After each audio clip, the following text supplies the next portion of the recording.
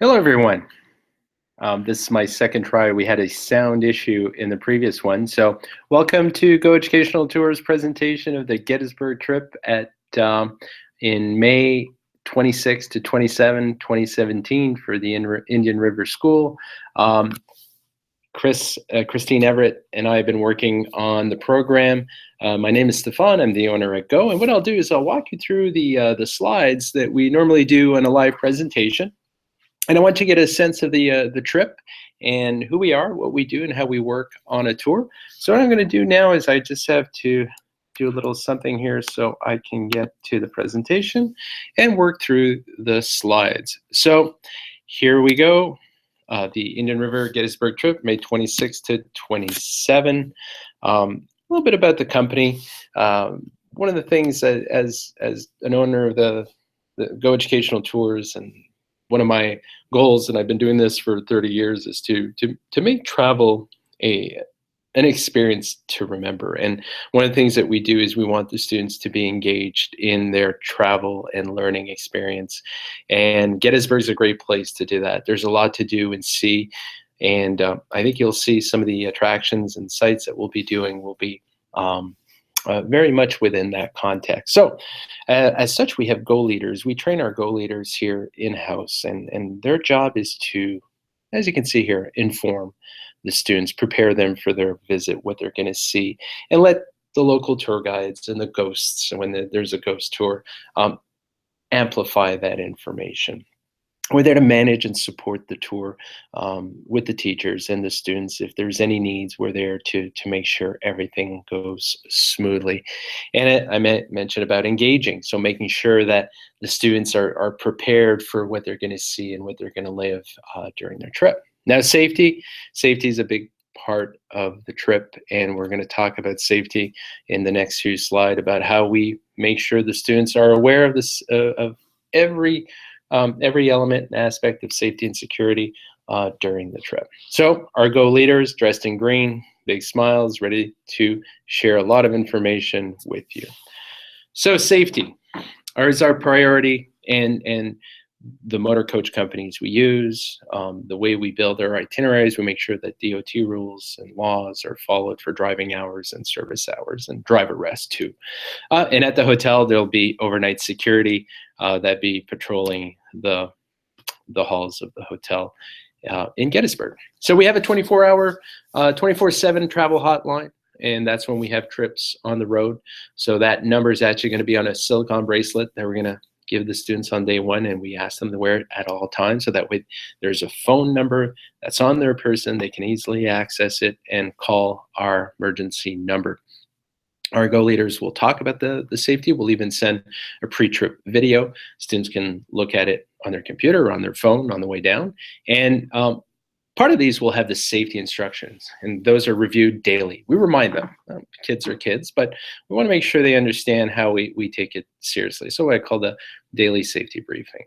And how we prepare for urgent situations, well, if the phone ever rings, the person who would have the emergency phone, in many cases it is me, it would go to me. We have a protocol in place to make sure we either recover the student or make sure we have the 911 hospitals and so on in place to make sure everything is taken care of. So safety, we have the silicone bracelets. The emergency number is on that bracelet, and the students will make sure that they see the bracelet and number and have it on their person during the whole trip. So part of safety, the daily safety review and safety around motor coaches. But it's easy to forget sometimes we're in this big motor coach, but there's also other motor coaches, cars, and when we're in parking lots, getting on and off the motor coach. Very important to keep in mind, to be mindful. Safety at the hotel, what to do, not to do when we're at the hotel. And during the tour, we always walk as a group. And I call it the buddy system. Look out for your buddy. If one of your friends is in front of you, look at them, make sure that nobody is trying to pickpocket or do something like that. Again, it's Gettysburg. We do a lot of DCs in New York, so we prepare the students a little bit differently. It's a little bit easier in Gettysburg. It's not as hectic and busy, so it is a little bit of a softer environment for safety. And I call them the pool rules. So essentially every day, remember, no running, pushing, or shoving during the trip. Preparation. So one of the key things for a trip, and it's a short trip, 2 days, 1 overnight. So packing what to pack. It's going to be the end of May. Make sure to bring the proper clothing.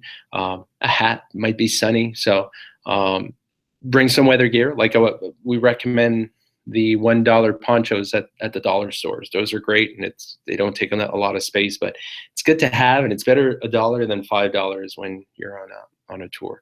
And on a short trip, whether it's 2, 3, or 4 days, don't overpack. Bring what you need. Plan on what you're going to wear the second day. Maybe bring an extra shell, like a fleece for the bus ride, sometimes with the air conditioning and so on. Just be prepared for warm, cold, and also rain. So I always say it's convenience over fashion. Make sure, again, talk about safety and budgets, what they're going to buy for souvenirs. So when I have the parents, I always like to sort of bring up the emphasis on shoes. They don't have to be best looking shoes. They just have to be comfortable shoes, and making sure they don't wear flip-flops because they will be uncomfortable, unfortunately, and it kind of takes away from enjoying the trip. So comfortable footwear is a must. All our students will get a string bag, so if they want to bring a snack, water bottles, and we talk about water in the next slide. Sunscreen, very important. I recommend buying it before going on trip. It's always a little less expensive than when you need to buy it and you don't buy the best one at the best price. So buy it before you go. Water bottle. Bring a water bottle, a reusable one if you want. But hydration is very important during the trip. So sometimes the schools, and many schools do this, go to Walmart, Target, Costco, get cases of water, and the bottles wind up being pennies on the dollar instead of $2, $3 at the destination. Mobile phones.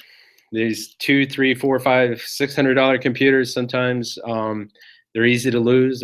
They're more and more the targets of pickpockets. But again, we're going to Gettysburg, but we like to remind them to be mindful of their phones. The other thing too are the famous selfie sticks. Most places now would rather the students not bring them and outright ban them. So I prefer telling the parents, kids before the trip to not bring them along. So this takes us to our next slide. Here we see Lincoln, this is in DC, and going to the battlefield of Gettysburg. It's a battlefield frozen in time. Or 50,000 dead and casualties over those 3 days of the battle, the bloodiest battle. And it's a unique place where we can get a sense of how this little town witnessed this pivotal battle of the Civil War. So it was the crossroads of these 8 main roads that came through Gettysburg, and it would be the location where the South, the Confederate forces, would actually attack from the northwest or so, and we'll talk about the fishhook formation on the day of the battle.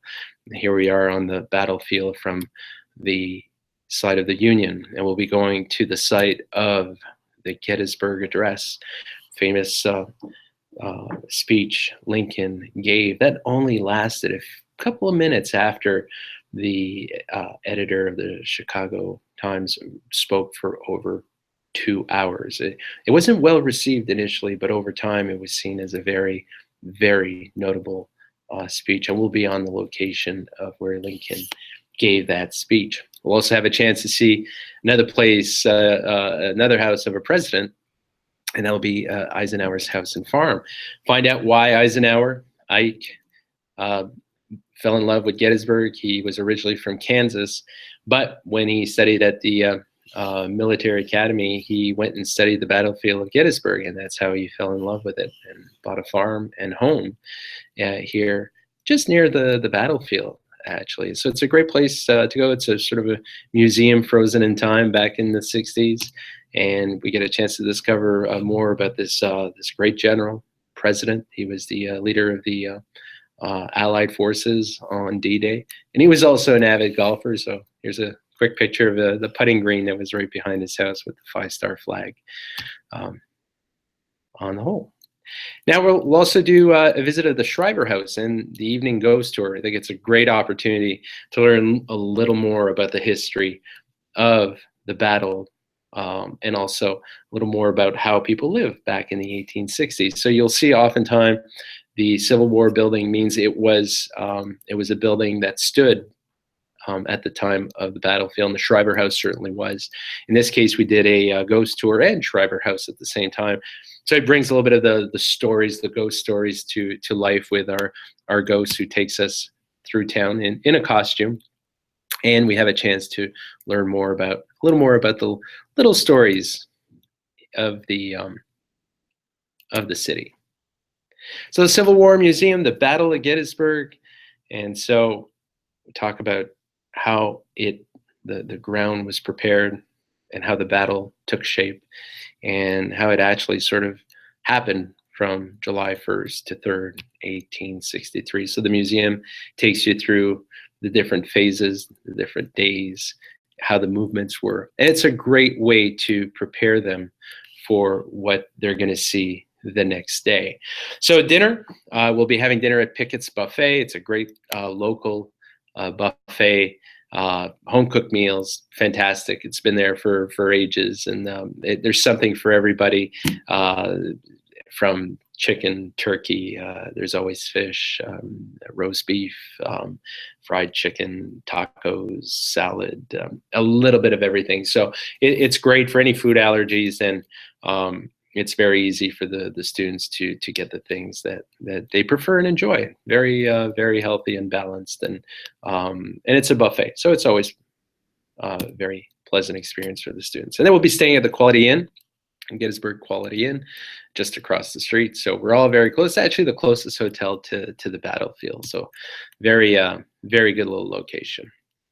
So the battlefield tour. So we will return to the museum the next day to see the cyclorama, and what that does is it prepares the ground for what they're going to see with the battlefield guide. And here we have Kevin Carrer, one of my favorite guides there. He's ex-Army.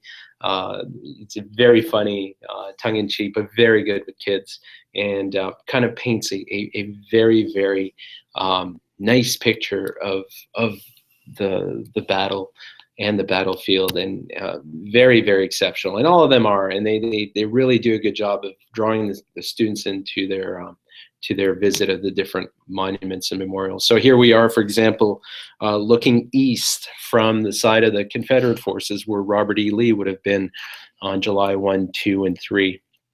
How the events unfolded, and here we are on the east side, on the Union side forces near the high water mark, and this is the Pennsylvania monument, and of course pays tribute to the Keystone State. So we have some vaulting, and it is also the largest on site. So get a group picture, kind of go on top on the tower, get to overlook the battlefield a little more, get a little more detail of that.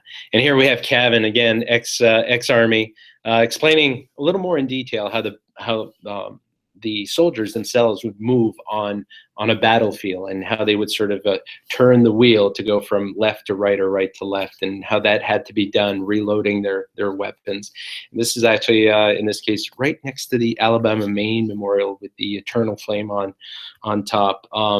It was one of those memorials that was built from a state from the north and the south to further create this reunification aspect 50 years after the war. So it's one of the great memorials on the battlefield. Sometimes we'll do it on this site or others, but talk a little more about how the battle, and there's a little bit of a connection too with this eternal flame and the JFK grave site. And also on the same day that JFK was assassinated in 1963, there were plans originally for him to be in Gettysburg for the 100th anniversary of the Gettysburg Address, and somehow he went to Dallas to do some speeches to support the governor there. So here we are again, Kevin giving some intricate information, always fun, very enjoyable. And here we are near the end of the tour at Little Round Top. General Warren, who was a military engineer surveying the battlefield, great location. Why Little Round Top over Big Round Top? Well, in fact, it was chosen because it had no trees and had clearer sight lines. It was the high ground, not the highest, but the best perch. And so the military engineers made their decisions to be here. So it's a great picture here looking towards the west, northwest here of the battlefield. So it's a great tour. And it's one of my favorite places, and I try to give you a little bit of flavor. Didn't want the video to go on too long, so I hope this helps. And if there are any questions, feel free to contact Mrs. Everett. She'll relay all that information to me, and make sure you get all your answers. So thank you again very much. It's very much appreciated. My name is Stefan from Go Educational Tours. Thank you very much.